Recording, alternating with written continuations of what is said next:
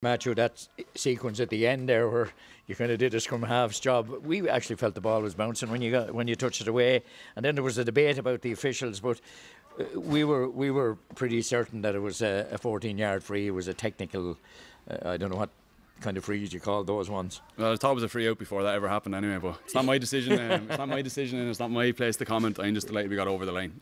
Simple as that. 3 points is a dangerous lead, and look, if you got into extra time, you never know what would happen. It's about getting over the line, and look, I was there to stop on the line that time. It'll be someone else the next day, so we'll drive on. Going in at half time leading by 10 points, there's always a difficulty, maybe an air of complacency in knowing the opposition is going to come back at you, but you finish very strongly once you settled into your pattern again, and particularly yourself have won a lot of ball around midfield.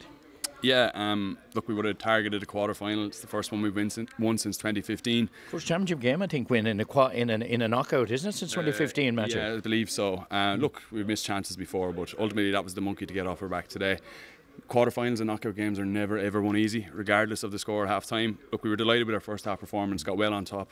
Gusserane missed a couple of chances. I don't think there was 10 points really in it, but it's a tough position to be in when you're going at half time that far ahead. Gusserane were always going to come back at us, but look, I think we lacked a little bit of composure, coughed up a few scores, some turnovers, took a few bad choices for shots, but ultimately, look, we grounded out, and that's what I said to the boys at the end.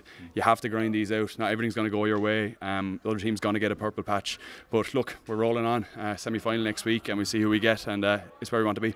And I suppose when you won the county final, you're now starting to bring through a crop of young fellas that are starting to make an impression on the team, Matthew. Yeah, and it's something we've needed, an injection of new players and new blood. Myself, Graham, Kevin, Bocky and Robbie Barron and the guys that were there in 2015, we're not getting any younger, so we need those guys pushing on. So you saw Aidan, Colin, Darragh Mack came on there as well, Josh Keating. There's a few guys there that are making their senior debuts this year and really pushing us on, and fair play to them. We need it, and we need more of them as well. So look, we're a small club, everyone's putting their shoulder to the wheel, and we'll see how far we can get.